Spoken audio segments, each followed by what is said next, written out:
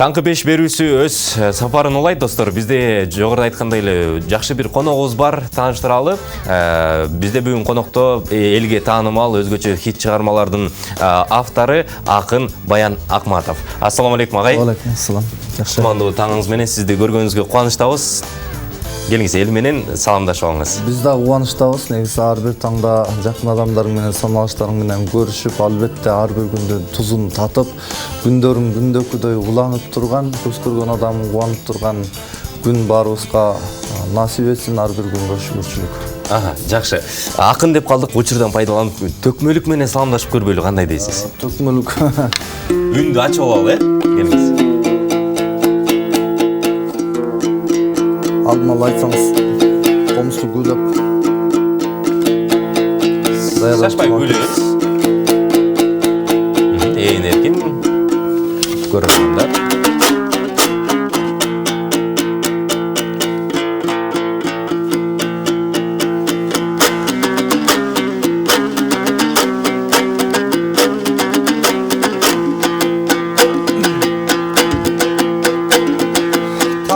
Kanal 5 eken, mında tatına valay esteken.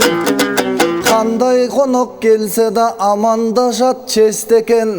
Daloşonun sыңары men dağın amandaşsam bolobu. Tankı 5'tin içinden elim menen karaçı salamdaşsam bolobu. Çoğaydın aytıp bul günü kabarlarsam bolobu. Жаңылы gül жайына gelip getdi okşayt. Andan keyin mınakey akın balan konoğu. Seyf biznesten kiyinki sezimdim bolsun soğulu. Mendan akım bolomun, al seyf bizneste kavarlayt. Akım bolsun albetten aytışım bayandayt. Bugün bolsa karaçı tankımına efirde. Efirde bugün efirde, emes bir ok geçinde. Tan degen bugün başkaça, ar nerse o dot sezinde. Uşintip amandaşkanга nejetsin, agayın kırgız kalk menen kavarlaşkanга nejetsin. Koldordu kısa karmaşıp salamdaşkanга nejetsin. Siler menen toktogul alım kul bolgondur. Bizde akınдар üçün gereksin, asabasыңдөй желексин. Amandaşkanım ушундай, sen dagı 5 gündük жалган дүйнөдө. Мынабы пенделер üçün белекsin.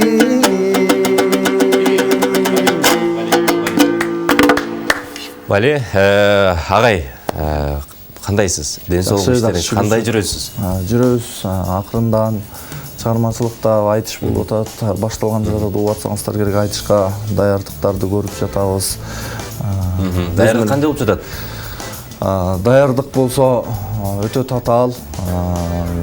Мисалы ар ким түшүнбөшү мүмкүн, даярдык кандай болушу мүмкүн деп. 8 акын келет. Ошол жөнүндө айтып кетсеңиз. 8 акын келет. Мисалы Кыргызстанда боло турган айтыштар болсо, кайсы акын кандай экенин улам айтыш болгон сайын жатка биле баштайбыз, сезимдердин ырларын, ырдоо тактикаларын. Ал эми Казакстанда болгон айтыштарда акындар келе жатышат, биз аларды биле бербейбиз. Ошон үчүн алардын да интернеттен болобу, башка жактардан айтыштарын көрөбүз, изилдейбиз. Жана ошондой эле темалар берип жатат. Мынакей Алдыңкул атабыздын 125 жылдыгы белгиленип жатат. Жана ошондой эле эгемендик күнүбүз, жана ошондой эле өзүбүздүн эне тилибиз. Ушул 3 теманын айланасында ой топтоп буюрса камданып жатабыз. 31 августта болот, буюрса 30 август, 31 август. 30-31 эки күн болот. Эл аралык айтыш, казак эли менен кыргыз элинин айтышы. Сөзсүз түрдө бул өзүбүздүн айтышыбыз, анан дагы эгемендик күнү эне тил деп атат. Бизге керек болгондуктан бул жактан дагы жарыялап койгум келет. Билеттин баасы 500 сом экен. Мен деле билет сатып алдым. Кече барып билеттер өтө аз санда калыптыр. 500 сом менен 30 дагы, 31 дагы 2 күн катар келет экенбиз. Баш байга 2 миллион сом деп жатат. Жо, баш байга 2 миллион эмес, бул байге фонду. Байге фонду 2 миллион, баш байге негизи канча болот? Билбейм, аны уюштуруучулар менден жакшы билсе керек. Мен өзүмдүн билген маалыматтарымды айтып жатам. Абдан сонун 8 акын тандалды дейсиз. 8 акынды кандай критерийлерге карап тандады? 8 акын кече 20-сында КТРдин залында 46 акын келди. Мынасы Кыргызстандагы 46 акынды айтыштырды, ар бирине 10 мүнөттөрдөн убакыт берди. 10 мүнөттүн убактында ким өз дараметин көргөзө алды. Ошого жараша 8 акын тандалып алынды. Абдан жакшы. Ал эми ошолордун ичинен кандайдыр бир байгелүү орунга ээ болом деген ой сизде барбы? Сөз түрдө генерал болом дебеген солдат эмес сыяктуу ар бир акын негизги өзөктүүсү баш байга эмес. Бутуңан жаңылсаң каалаганыңдай тура бересиң, бирок сөзүңөн жаңылсаң турушуң кыйын дегендей. Дал ошонусуңар эң негизгиси эл астына чыкканда өзүңдүн вазифаңды таза так аткарып алуу. Ал эми байге же болбосо кол чабуулар же болбосо ар кандай нерселерге жетүү бул кийинки өзөктүү нерсени курчап турган нерсе катары көрөбүз. Абдан жакшы. Буюрса 30-31 абдан масштабтуу айтыш болот экен. Буюрса ийгиликтерди каалайлы. Баян мырза, анан сиздин чыгармачылыгыңызга кайтып келели. Чыгармачылык кандай болуп жатат? Кандай нукта жүрүп жатат дегендей? Чыгармачылык болгондо эми мен чыгармачылыкта көпчүлүгү айтыш жаатында акынчылык менен көпчүлүгү. Андан кийинки болсо чыгармаларга сөздөрдү жазабыз, обондорду жаратабыз, жана ошондой эле өзүбүзгө жаккан чыгармаларды эл алдына аткарып чыгабыз. Буга чейин көп чыгармаларды жазып келгенбиз. Биз өз чыгармачыл адамдар көпчүлүгү жалкоо келишет окшойт. Мен дагы ошол жалкоолордун катарындамын деп билем. Өзүм деле аябай укмушмун. 15 жылдан кийин ушундай баатыр болом деп айта албайм мен. Бирок жакшы чыгармаларыбыз бар, катылып жатат. Өздөрүнүн мындай жакшынакай аткаруучуларды издейчи болбосо өзүбүз аткарып чыгабыз дегендей. Жаңы эле балам балалуу болсоң билерсиң деген жаңы чыгарманы жазып бүттүк. Кудайым буйрса ошол чыгарманы өзүбүз аткарып чыгабыз деген ой келип жатат. Апа тууралуу ырдадык. Азыр билесиз, маданият тармагы токтоп турат, элдин баары тең эле той аш менен эле ошол жактан бизнес кылып эле ошол жактан өзүнүн рызкысын таап эле каяктан рызкы чыгып аткан болсо ошол жактын маданияты өнүгүп жатканын көзүбүз билип атабыз. Кайсы ырчы болбосун тойго ылайыктуу ыр жазып атат, жар жазып атат, аны жазып атат. Мен атам балам балалуу болсоң деген чыгарма негизгиси өзүм мындай сезимдерге ата бала сезимин коомчулукка алып чыккым келди. Негизгиси ата бала менен көп сүйлөшө бербейт, сырдаша бербейт билесиз. Сизде кандай экенин билбейм, бирок ата менен бала сөзсүз атасы апасына кайрылат, балаңа айтчы деп, же болбосо баласы апасына кайрылат, атама ушинтип айтыңызчы, бул керек болуп атат деген сыяктуу. Ошондуктан ата баланын дагы сырдашуусу, диалогу, бирине болгон сүйүүсү абдан зарыл болуп турган заманда жашап жатабыз. Ошон үчүн балам балалуу болсоң билерсиң деп атасы баласына насаатын айтып аткан бир жакшы чыгарманы коомчулукка алып чыгабыз. Абдан сонун.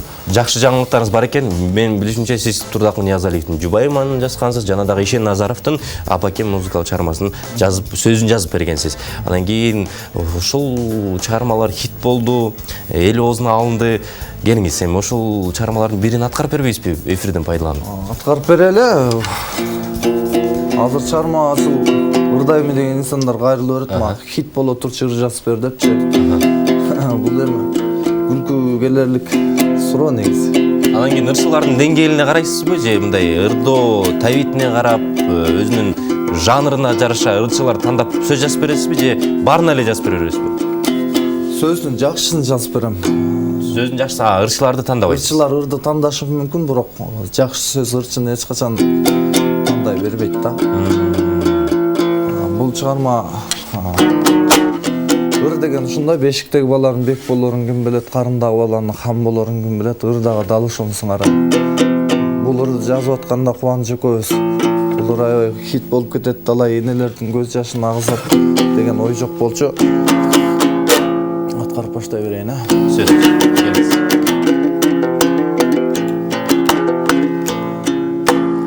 Ойнотуп бизди жетели, орутпай бактың бөпөлөп, калкалап мерим жамалым, карызбыз сизген эселе. Кайгымды тарттың теңселип, карыздар ким бар менчелик, жүк болгон күнүм эстесем, жүрөгүм оройтой көлүп. Аламды нурга бөлөйсүң, ак көйнөк кийсең көйкөлүп, аламда бир даңа аялзат, жауың емес сенчелик, ай мээримдүү эмес сенчелик. Өмүрдө канчаң арман бар, өзүң бар демек майрам бар. Değiştep senin tamamın, belgilep aytkan paygambar. Kaygımda tarttım tengselip, karızlar kim var mençelik. Cük bolgan günüm istesem, yüreğim ortoy gölük. Bal var mı senin sözündey, nur var mı senin gözündey. Dünyada hiçbir ayal zat, sulu mesapa özündey. Ay merimdü emez özündey, ay jaro kelmez özündey. Ay sulu mes apo özündey.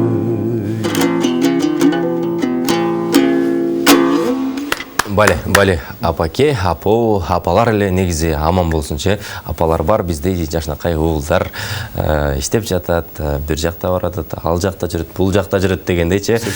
Жакшы. Баян мырза, акындык өнөр канча жашыңыздан башталган? Акындык өнөр бул чоң адамдар изилдей турчу чоң сабак негизи. Биз бул жагында изилдөөчүлөр билбейм.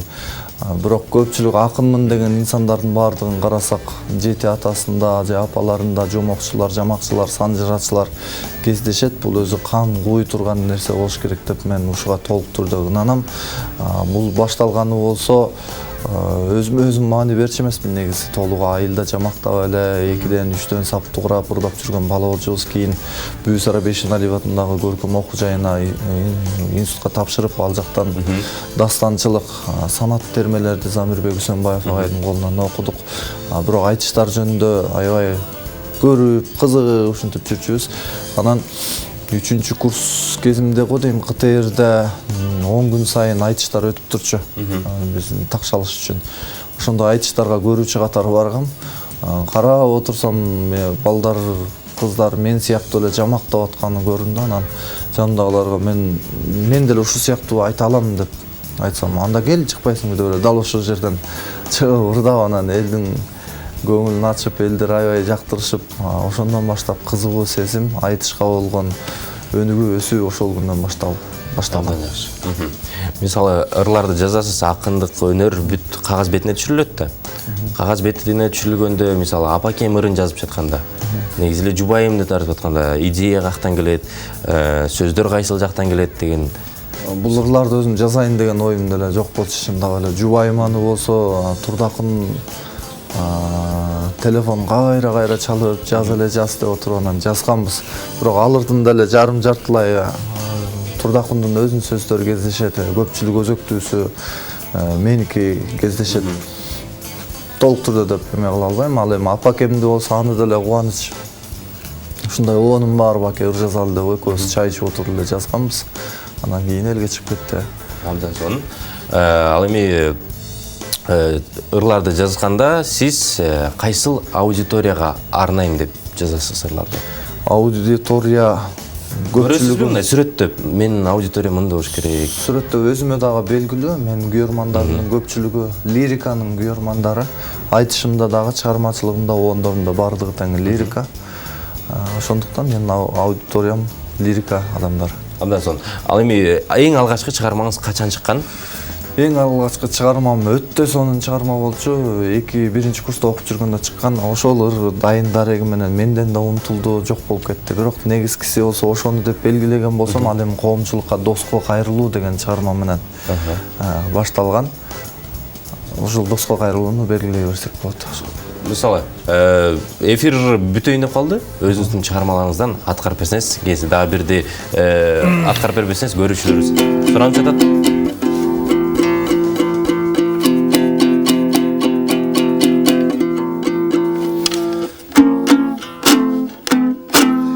Азыркы чыгармамды болсо Жарокерим деген чыгарма. Ушул чыгарманы аткарып берейин.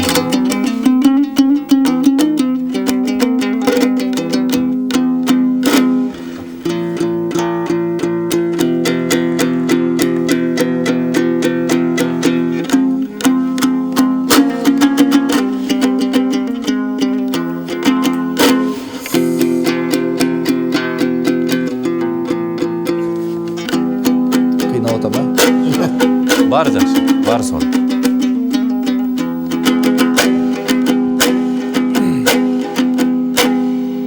Canım men düşünsöň özgörüldüm. Yaşına tumçuğup gözlörüңdün. Armanım ayramım özüň boldu. Araсын ayırlap sözlörüңdün. Jarokerim,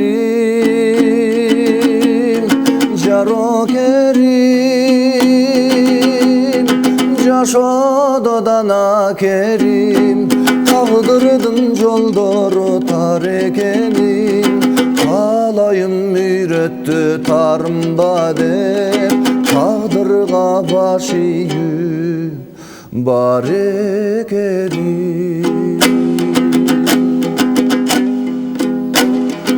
Sağındım, sağınbayt debe canım, sanaga salasın nege canım. Geç albay dayranın albuttangan, çeç albay kulpusun çegaranın. Jarokerim, jarokerim, Yaşododan akerim, tağdırdın joldoru tar ekenim. Alayım bir öttü tarımba dep, tağdırga baş iýü bar ekenim, jarokerim. Бале, баракелде. Баян агай, мына ушуну менен сизге бөлүнгөн убакыт да өз соңуна келип жетти. Рахмат ушунча маалымат берип, өзүңүздүн жакшы сөзүңүздү ардаган үчүн. Келиңиз, сизге эркин микрофон берели. 5-каналга азыр телеканалдар абдан көп. Азыр бүгүн 5-каналга көптөн бери азыр келип атат окшойм. Өтө сонун экен, 15-кабатта отуруп алып, бүт Бишкекти үстүнөн карап турган. Баарыңыздарга рахмат, аман болуңуздар. Сиздер дагы жакшы күндөрдү ушундай үстүнөн карап аман болуңуздар.